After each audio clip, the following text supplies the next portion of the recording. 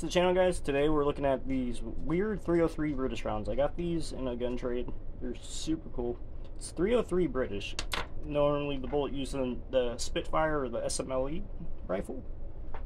And what's weird about these, I think these were loaded with an M61 bullet that's armor piercing because, well, first off, they're magnetic at the tip, which usually is a good point. They might be armor piercing.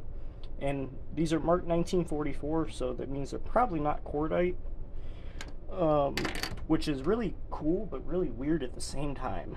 So anybody got any ideas on these, let me know. But these look super cool. I think they're kind of expensive, but I've been hearing prices all over the place for these things.